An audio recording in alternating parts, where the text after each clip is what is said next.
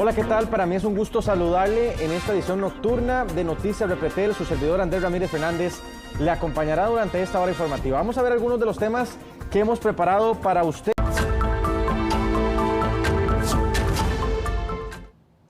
Una de las noticias del día: propinan un nuevo golpe a una organización de Tony Peña Russell en Limón, un grupo armado del cártel del Caribe Sur.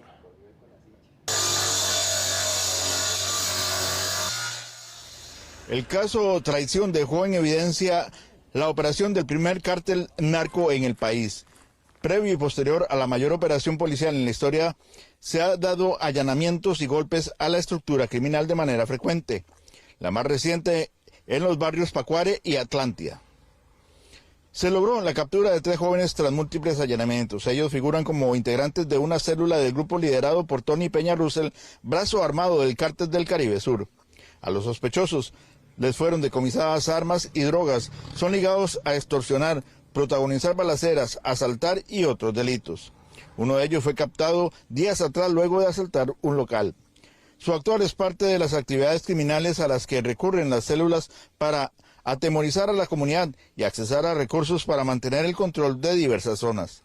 Por ello, pese a que los líderes están detenidos, la organización sigue operando. Toda organización dedicada al tráfico de drogas tiene 3 principales brazos.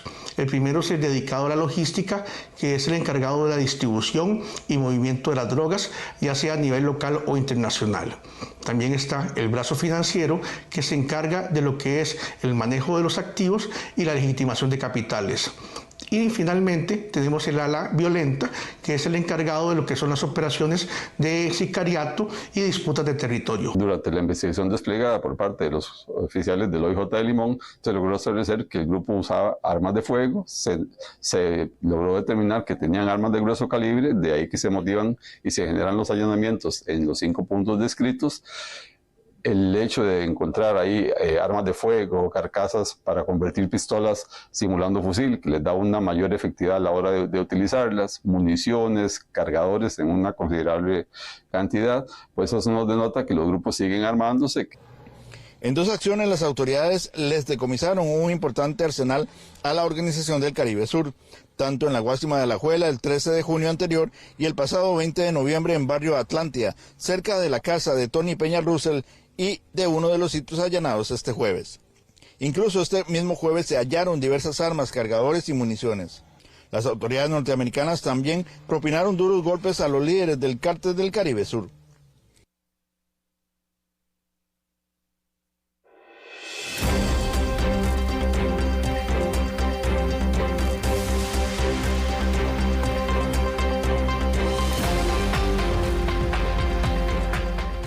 Un informe alerta que casi el 90% de las carreteras del país, casi todas prácticamente, presentan superficies deslizantes que elevan el riesgo de accidentes. Hacemos contacto con la periodista Rachel Matamoros en directo a esta hora. Rachel, ¿qué tal? Esto es una situación preocupante. Hay alrededor de 7 rutas nacionales que presentan un asfalto deslizante, lo cual eleva los riesgos a derrapes y a distintos accidentes acá en nuestro país. Pero ¿qué es lo que está generando pues esta situación? Bueno, lo vemos en la siguiente nota. Cuando llueve, manejar por muchas carreteras del país se convierte en un riesgo para los conductores. Un informe técnico del Laboratorio Nacional de Materiales y Modelos Estructurales de la UCR advierte que casi el 90% de las rutas presentan superficies deslizantes, esto en un 42% de la red vial nacional pavimentada. Lo cual es muy preocupante porque está directamente asociado con la mayor o menor propensión, a que hayan accidentes viales. Un 40% ya estamos hablando de que ocupan inversiones mayores. Y un 12%, un porcentaje que pareciera pequeño, pero que en realidad no es nada despreciable, ya estamos hablando de que son carreteras que necesitan rehabilitación o reconstrucciones. Según el informe, estas rutas claves son conocidas como la red básica de acceso, carreteras que miles de personas usan a diario. Entre estas vías se destacan las siguientes: la Ruta Nacional 1, Interamericana Norte y Sur, Ruta Nacional 2, Florencio del Castillo, Interamericana Sur, Ruta Nacional 27, San José Caldera, Ruta Nacional 32 San José Limón, la Ruta 34 Costanera Sur, Ruta Nacional 36 Limón Zigzaola y la Ruta Nacional 39 Circunvalación. Y eso se debe a que se rompe la adherencia que debe haber entre la rugosidad de la calle, del asfalto o del concreto y las llantas de los vehículos. Normalmente uno ve una vía y si no tiene huecos, si no tiene baches, uno dice, está en buen estado. Pero no, es muy importante no solo que no tenga baches, sino que también tenga la rugosidad adecuada. Nuestras recomendaciones siempre son que tenemos que mejorar en cuanto a la gestión de nuestra red vial. Implementar un sistema de gestión de activos viales es fundamental para Costa Rica, y que se utilice esta información como una herramienta que le permita a este gobierno y en general a todas las administraciones para mejorar la inversión de los fondos públicos en carreteras, que es un recurso sumamente escaso, pero fundamental para asegurar la calidad de vida de los costarricenses. Actualmente el pavimento no garantiza una fricción adecuada cuando la vía está mojada, lo que incrementa el riesgo de derrapes. Y además los daños en la superficie elevan aún más la probabilidad de accidentes. El ANAME hace este estudio todos los años, es muy insistente en la necesidad de que las vías tengan la rugosidad correspondiente, pero desgraciadamente durante muchísimos años el Ministerio no ha tomado eso como un factor de decisión para establecer los mantenimientos de las carreteras. Este informe advierte que si no se actúa pronto, el deterioro de estas vías podría acelerarse. Bueno, y como veíamos, hay una falta de mantenimiento para estas rutas nacionales y precisamente es acá donde las autoridades hacen este llamado y que se utilice este tipo de informes que realiza la ANAME para que esté en manos de las autoridades y se puedan hacer las revisiones respectivas para cada ruta, precisamente para evitar algún tipo de accidente en carretera. Por supuesto, Rachel, muchísimas gracias por este informe. Tienen ustedes también en nuestra redacción a la compañera Francesca Paniagua con un tema muy delicado. En la última semana hemos hablado de dos mujeres que aparentemente habrían fallecido tras someterse a procedimientos estéticos. Y bueno, vamos a profundizar con Francesca porque hay recomendaciones para que usted o un familiar o alguien que vaya a someterse a uno de estos no pase por una pesadilla como la de estas mujeres. Francesca, un gusto saludarte. Así es, Andrés, un gusto saludarles y es que en efecto en la última semana 2 mujeres fallecieron a través de cirugías estéticas y por eso en Noticias Repretel nos dimos la tarea de investigar cuáles son las causas, cómo se puede prevenir esto y por eso el experto nos cuenta un poco más en la siguiente información. En Costa Rica, recientes fallecimientos asociados a cirugías estéticas han generado preocupación y refuerzan la seguridad de estos procedimientos. Los casos han puesto en evidencia la importancia de cumplir estrictamente con protocolos médicos, evaluaciones previas y seguimiento postoperatorio. Cirugía plástica, reconstructiva y estética es una especialidad quirúrgica en la cual el médico se forma después de hacer medicina general durante 7 años, 4 años de cirugía general y luego 3 de plástica, incluyendo 2 servicios sociales que incluyen uno después de cirugía general y otro después de plástica para 9 años de formación completa para poder realizar procedimientos estéticos como cirugías como abdominoplastías, levantamientos de cara, mastopexias, aumentos mamarios, etc.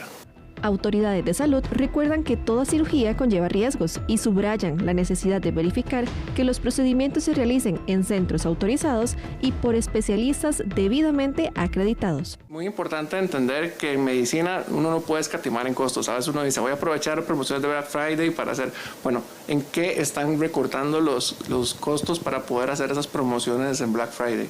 Medicina es algo muy serio.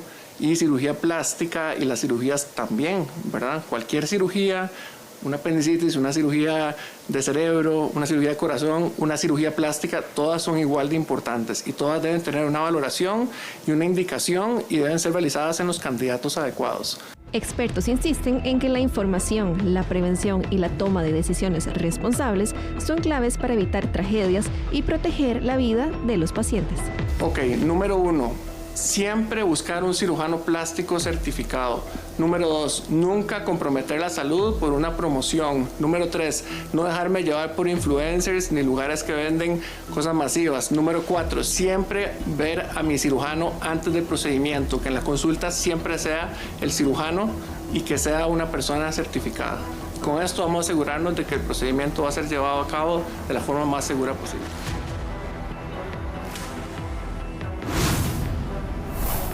Francesca, entonces, en este caso, cuando, por ejemplo, una persona quiere someterse a uno de estos tratamientos, ¿puede exigir al centro o al médico que le presente justamente las certificaciones?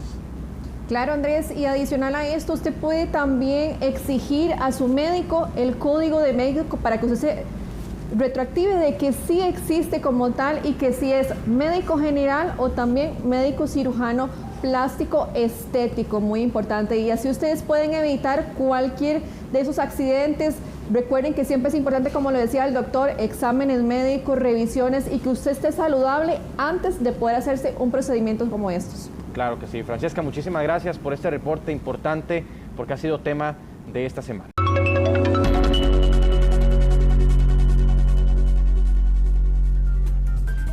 Y ahí lo tenemos desplegado en pantalla como todas las ediciones nocturnas para que usted haga sus cálculos al cerrar el día. La compra hoy cerró en 488,57. La venta bajó en comparación a otros días, está en 494,27. Como siempre, lo que le compartimos son los precios de referencia del Banco Central.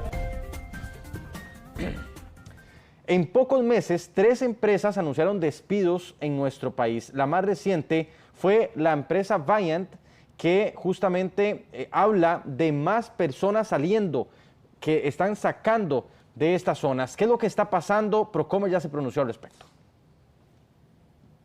Con este comunicado de prensa, la promotora de comercio exterior anunciaba que la empresa Viant generaría 1.000 puestos de empleo más, que se enfocarían en la producción avanzada de dispositivos quirúrgicos cardiovasculares.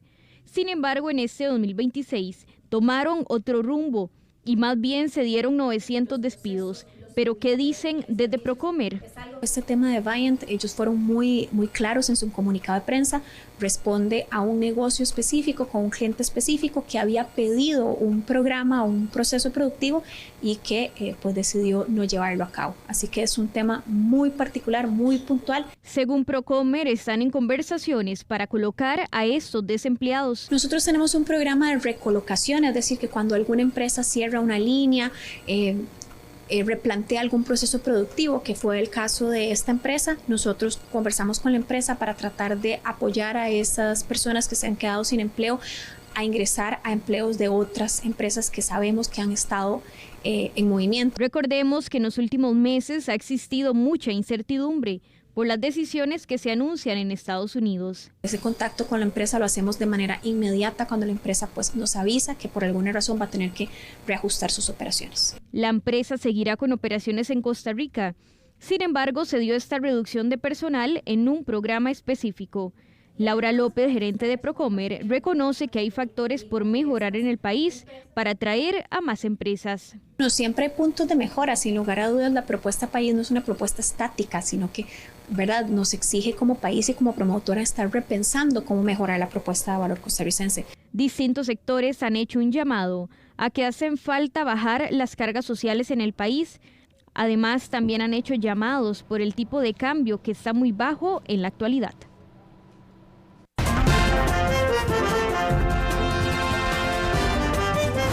Bueno, vean qué interesante. El Laboratorio Digital de Narrativas Políticas de la Universidad José Cela en Madrid realizó un estudio en el que se buscaba llegar a una conclusión, a interpretar cuál es el perfil de los candidatos políticos en redes sociales en toda Latinoamérica. Se analizaron 15 países, más de 30,000 posteos en distintas redes sociales, Facebook, Instagram, X. Estamos hablando de que es un estudio que se hace para justamente llegar a algunas conclusiones. Me voy a enlazar a esta hora en directo con Samantha Olmedo. Ella es investigadora del Laboratorio Digital de Narrativas Políticas, además es analista política, comunicadora y experta en todos estos temas. Samantha, primero que todo, muchas gracias por atendernos a esta hora. Iniciemos por lo primero, la pregunta específica. ¿Cuál es el perfil general de los candidatos políticos en Latinoamérica? Muy buenas noches, Andrés. Muchas gracias por la invitación. Un placer estar acá.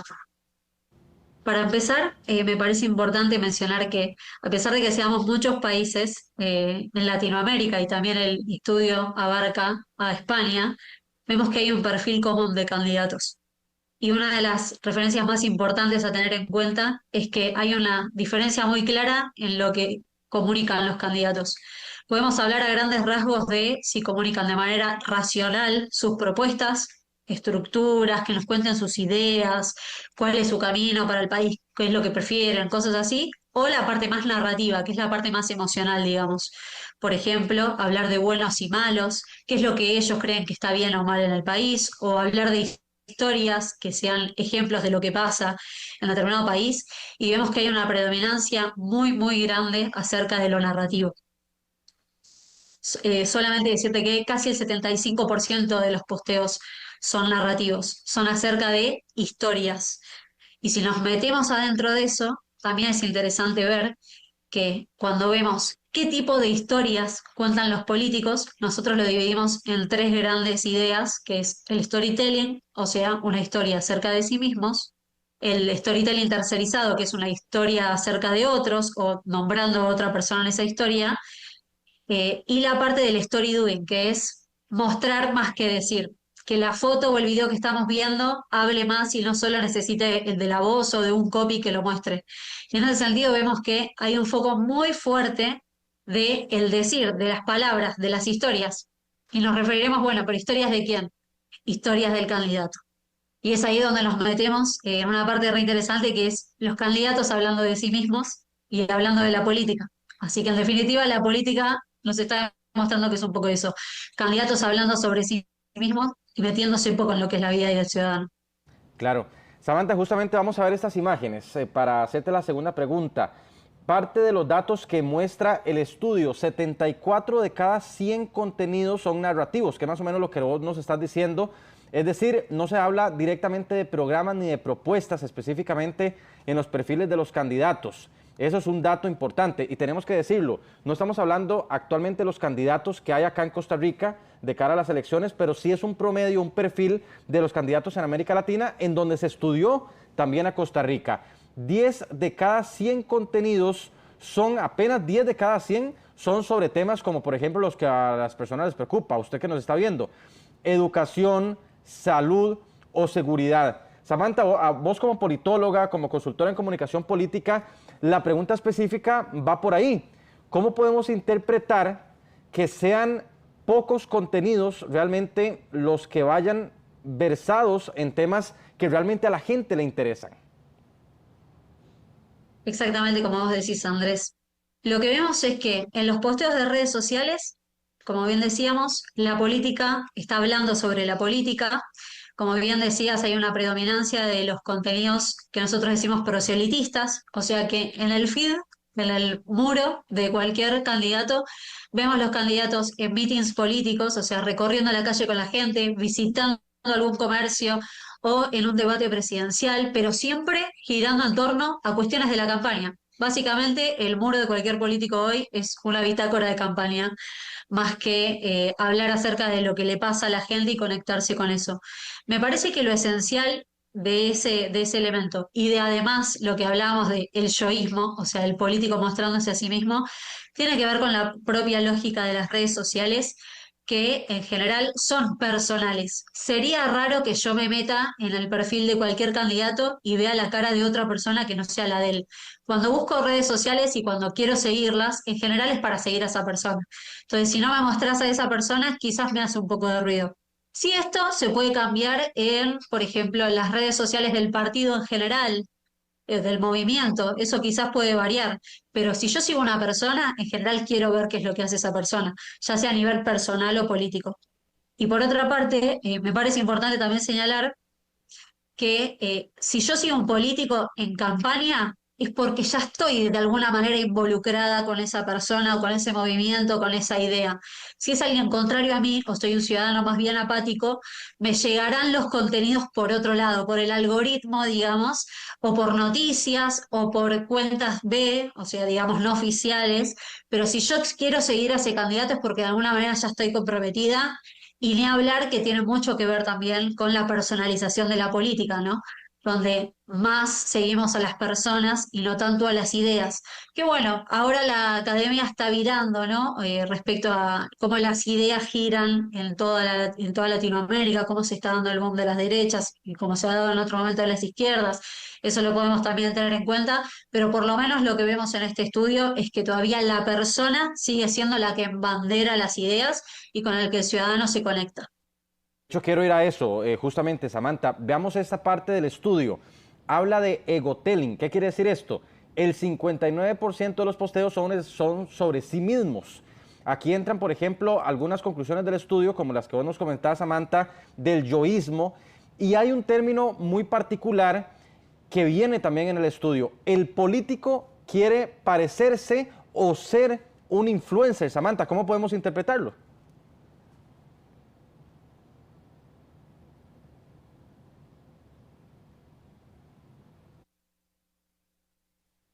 Me parece que hay diferentes variables para tener en cuenta. Samantha, y hay otro elemento que quiero destacar que viene en el estudio, es la homofilia. Esto prácticamente, ya nos lo vas a explicar, es cuando uno nada más quiere relacionarse con gente que piensa como uno.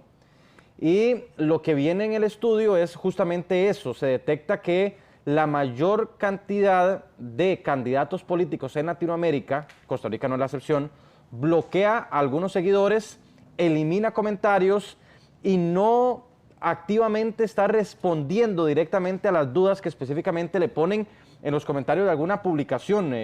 Samantha, ¿esto es más o menos el comportamiento?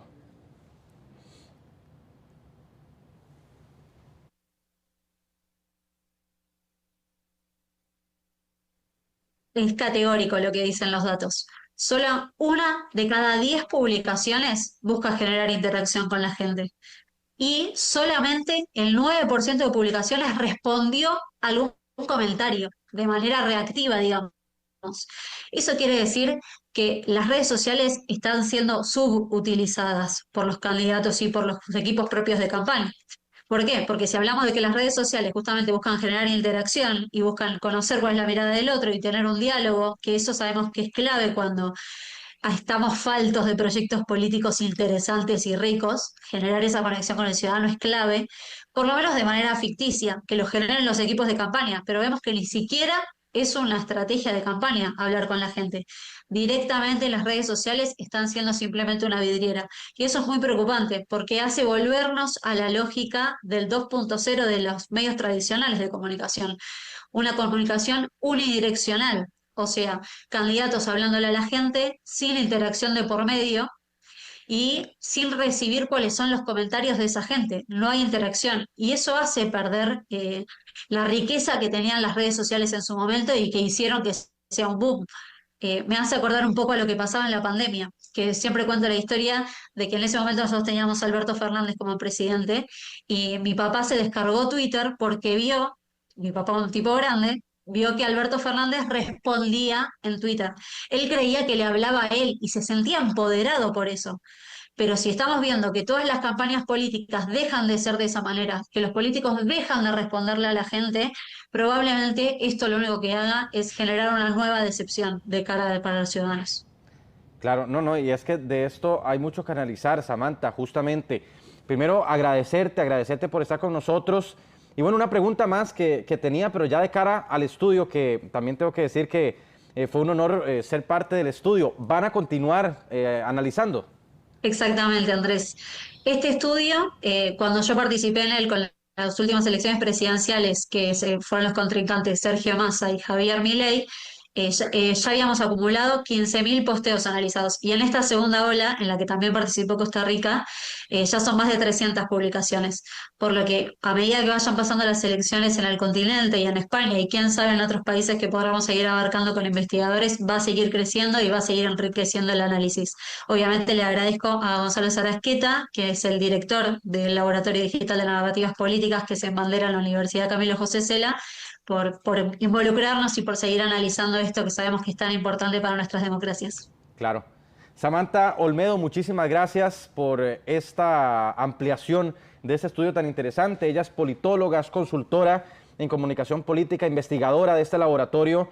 y ha sido un honor también aportar un poquito en este estudio, también desde el punto de vista de Costa Rica. Vemos entonces candidatos que en efecto tienen características muy similares en toda Latinoamérica. Hay fenómenos que no solamente se quedan en Costa Rica, como ya lo vimos, el yoísmo, el hablar de ellos, el parecerse influencers o ir a esa línea, y también el tema de la homofilia, de querer relacionarse solo con quienes apoyan mis ideas y no responder activamente en redes sociales. Pasamos a otros temas. Si usted está buscando empleo, esta información le puede interesar. 5 cadenas de comida rápida contratarán 200 nuevos colaboradores en Costa Rica a inicios de este año para reforzar sus restaurantes actuales y también próximas aperturas. Se trata de Burger King, de Juan Valdez, de Domino's Pizza y de Popeyes o Popeyes. Las vacantes incluyen puestos operativos y administrativos. Todos los interesados, usted, algún familiar, amigo, alguien que está buscando trabajo, puede enviar su currículum a este correo que ya le pusimos ahí en pantalla. Lo tiene, reclutamiento@aegroupcr.com. Ahí lo tienen para que le tome una fotito, se la pasa ahí en el chat a la persona que lo necesita y manden ese currículum para esta feria de empleo.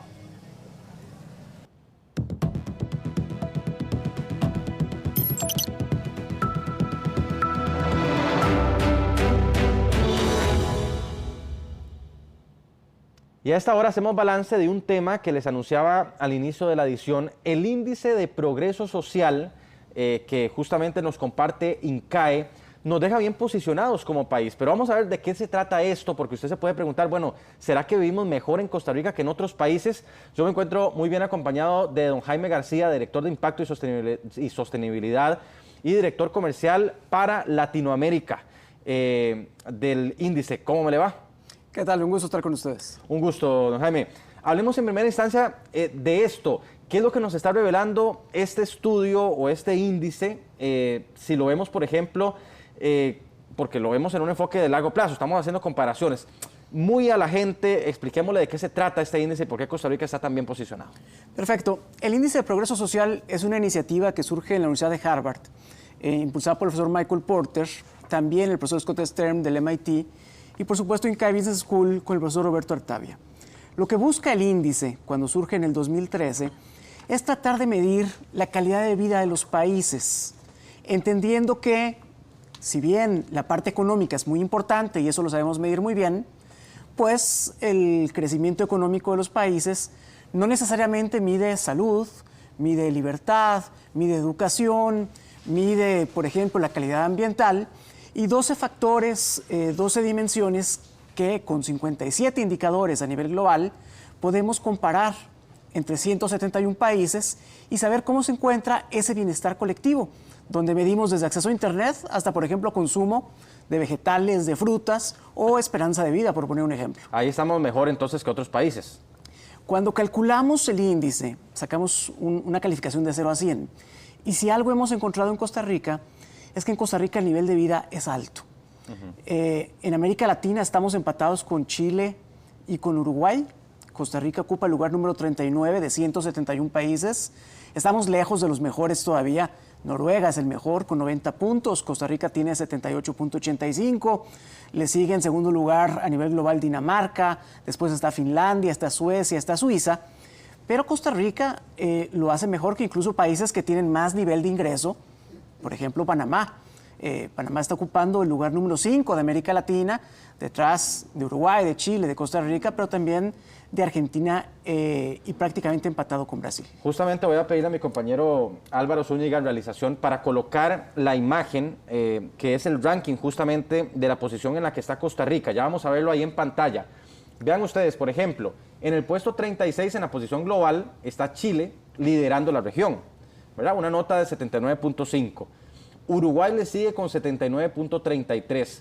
Costa Rica aparece en el tercer lugar de la región con 78.85. Le sigue Argentina y Brasil.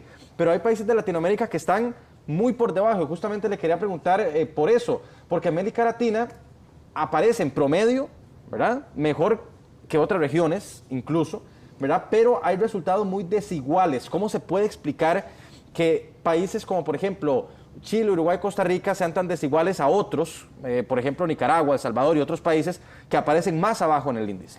Bueno, lo que hemos visto con estos 15 años de datos que hemos analizado es que hay condiciones estructurales que se han hecho bien en esos 3 países. Por ejemplo, siempre se habla de que en Costa Rica es uno de esos países en donde se puede tomar agua directamente del tubo. Y quizás aquí en el país lo vemos como algo muy natural. Sin embargo, eso solo se puede hacer en 2 países en la región, que es Uruguay y que es Costa Rica. Y de hecho, Costa Rica ocupa el lugar número 30 en agua y saneamiento a nivel mundial de 171 países. Segundo, a veces también pensamos que la salud pues es algo que ya damos por dado, que no lo valoramos. Cuando nos comparamos con otros países, Costa Rica ocupa el lugar número 30 de 171 países y en esperanza de vida ocupa el lugar número 18 de 171 países. Lo hace mejor que, por ejemplo, Estados Unidos, que ocupa la posición número 35, a pesar de que Estados Unidos tiene 3 veces más ingreso por personas que Costa Rica. Y yo creo, ahora que toca lo de la esperanza de vida, que eso es un indicador clarísimo, ¿verdad? Cuando una sociedad, un país vive más que otros, en promedio, quiere decir que hay buen acceso a servicios de salud, una mejor alimentación, creo que va un poco por ahí. Sin duda, nosotros lo que medimos son esos resultados. Claro. Entonces, no estamos midiendo cuánto se gasta en salud, sino cuáles son los resultados que tiene la sociedad y que podemos palpar cada uno de los ciudadanos. Y con la esperanza de vida medimos, por supuesto, el acceso a la salud, la nutrición, como lo bien mencionabas, pero hay otros aspectos que también importan. Por ejemplo, la cohesión social, los lazos familiares, el tener amigos, el tener una vida tranquila, en el que no haya, por ejemplo, guerras o conflictos. Eso también ayuda a que tengamos una esperanza de vida alta. Ahora, Jaime, ¿qué ha hecho que Costa Rica mantenga el índice? O sea, que no baje. Eso también hay que tenerlo presente. El progreso social tarda en construirse. Se puede destruir muy rápido. Por ejemplo, el caso de Venezuela, el caso de Afganistán, de Siria, son los países que más rápido han perdido progreso social en un par de años, por las cuestiones que sabemos, conflictos sociales, políticos y bélicos. Pero construirlo toma tiempo, y Costa Rica ha pasado, después de la segunda mitad del siglo XX, construyendo esa Costa Rica que hoy vemos, que es un ejemplo en progreso social, en términos de educación, en términos de salud, en términos de instituciones. Así que hay que sentirse orgullosos de cómo estamos hoy. Hay que ver que los datos nos están mostrando que Costa Rica ha hecho bien las cosas, al menos en los últimos años. Justamente vamos a ver más datos. ¿Qué le parece, don Jaime? Más datos que vienen en este índice que hemos resaltado acá. El índice toca, como usted ya lo ha tocado, necesidades básicas, toca el tema de bienestar, toca el derecho de libertades y de derechos como tal. Ahora, ¿cuáles son las necesidades básicas o los retos que enfrentamos, por ejemplo, porque hemos visto en América Latina rezagos en derechos de libertades, en voz, prensa, hasta en educación, ¿verdad? Que se ha visto muy limitada, incluso hasta en infraestructura educativa. ¿Cómo esas áreas se han convertido a veces en límites, no solamente para nosotros, sino para otros países? Tocas un punto que es medular para nosotros en este último análisis. Si bien América Latina ha hecho la tarea en acceso a electricidad, acceso a vivienda, en agua, ya hablábamos que Costa Rica está muy bien, igual que Chile y Uruguay, en donde quedamos debiendo en general en toda la región es en educación. ¿Sí? Particularmente educación avanzada. En promedio, América Latina tiene 43 puntos. Nos quedamos. Nos quedamos, si pasáramos pero con terrible. 70, estamos Exacto, fatal. Estamos fatal. Y Costa Rica, que siempre ha dicho que tiene muy buena educación, tiene 45 puntos. Uf. Entonces, encima del promedio, pero no puede decirse que es una buena noticia. Exactamente. Estamos bastante lejos de Chile, de Argentina, que son los mejores a nivel latinoamericano. El reto entonces va por ahí, inicialmente. El reto va por educación. Tenemos que enfocarnos bastante en esos temas. Educación secundaria, por ejemplo.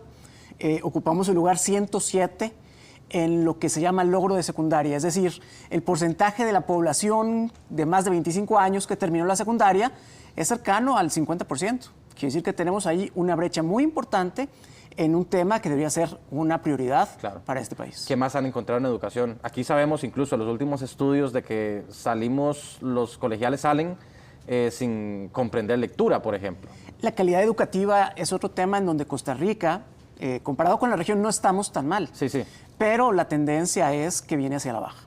A nivel global, la pandemia nos afectó mucho en la educación. No es consuelo decir que todos estamos mal, pero en el caso de Costa Rica sí tenemos que enfocarnos más en esa calidad educativa. Claro, y yo he anotado aquí, tengo un apunte, valga la redundancia, de cuál debería ser la prioridad estratégica, si hablamos de gobiernos latinoamericanos. No lo dejemos solo en Costa Rica. Si queremos transformar justamente estas puntuaciones y que el bienestar sea duradero para la gente, si hablamos de región. Sí, aquí no hay recetas mágicas, pero lo que sí deberíamos aspirar es a tener estrategias integrales. Por ejemplo, y hablando de Guatemala, que es el país más rezagado en educación, pero también es el más rezagado en nutrición.